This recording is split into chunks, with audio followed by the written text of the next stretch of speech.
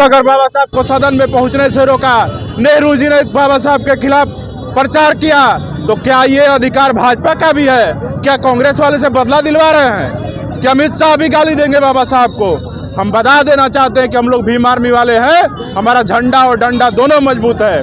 बाबा साहब का अपमान करने का अधिकार हम किसी को नहीं देते हैं। जो इनका अपमान करने का कोशिश करेगा उसका ईंट से ईंट बजा दिया जाएगा। और ये अभी ट्रेलर है। अमित शाह अगर सार्वजनिक तौर पे सदन में माफी नहीं मांगते हैं, जब अगला संसद का सत्र चलेगा तो पूरे देश के अंदर ये आंदोलन विकराल रूप लेगा।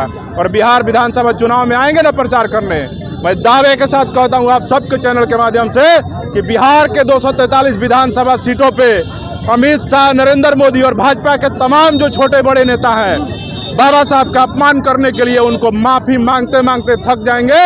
लेकिन बिहार के बहुजन समाज के लोग, स्वाभिमानी लोग उनको माफ नहीं करेंगे। और चुनाव का रिजल्ट में उनको पता चल जाएगा कि बाबा साहब का अपमान करने का खामियाजा क्या होता है। अमित शाह बोले हैं कि काट छाट के दिखाया गया है। देखिए, जो भी बयान है काट के या छाट के, उन्होंने ये बात बोला है कि नहीं बोला है कि अम्बेडकर कहना फैशन हो गया है? ये बात बोला है कि नहीं बोला है कि भगवान का नाम इतना लेते तो 7 जन्मों तक स्वर्ग पा लेते? अगर ये बात दोनों सत्य है कि नहीं है, आप हमको पहले बता दीजिए। अगर सत्य है तो हम कहना चाहते हैं कि आज़ादी के पहले भारत में संविधान से पहले 33 करोड़ देवी देवता या 33 कोटि देवी देवता थे। लेकिन इस देश में दलितों की बेटियों का बलात्कार होता था तो काहे नहीं कोई अपराधी और बलात्कारी जेल जाता था? कोई सामूहिक तौर पे दलितों का नरसंहार होता था तो क्यों नहीं किसी कानून के मनुस्मृति को मानने वाले लोग, भगवान के मानने वाले जवाब देते हैं कि दलितों का, पिछड़ों का, आदिवासियों का हनन होता था, उनके ऊपर शोषण, जुल्म, अत्याचार, अन्याय होता था तो क्यों नहीं उनको सजा दिलाया जाता था?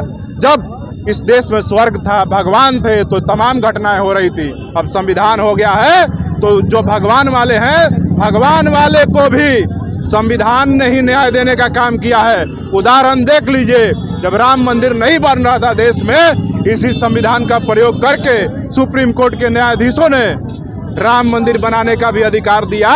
तो सिर्फ और सिर्फ बाबा साहब के संविधान से बना, न कि किसी धार्मिक ग्रंथों से, ना उसके किसी श्लोक से, ना किसी भगवान का आशीर्वाद से। अगर बना है तो सिर्फ और सिर्फ बाबा साहब के संविधान से। तो मैं आप सबको बता देना चाहता हूं कि इस देश में सबको मानना पड़ेगा कि भगवान से भी बढ़कर के कोई है तो है डॉक्टर बाबा साहब, डॉक्टर भीमराव अंबेडकर, और भारत के संविधान रचयिता। और इस देश का, भारत का संविधान सबसे सर्वोपरि है। मनुस्मृति आपने चलाया है पर केस भी हो सकता है, कई लोग। देखिए, भीम आर्मी वाले लोग हैं, हम लोग केस से, जेल जाने से नहीं डरते हैं। और हमारे जो नेता हैं उन्होंने इस देश में गोली खा करके भी उदाहरण दिया है। हम लोग जगदेव प्रसाद कुशवाहा, मानेवर साहब कांसीराम, कर्पूरी ठाकुर, बाबा साहब डॉक्टर अंबेडकर, पेरियार ललई सिंह यादव और तमाम बहुजन महापुरुष के मानने वाले अनुयायी हैं। हम लोग जेल जाने से नहीं डरते हैं, हम लोग गोली खाने से नहीं डरते हैं, हम लोग FIR होने से नहीं डरते हैं। हम सब बाबा साहब के अनुयायी हैं।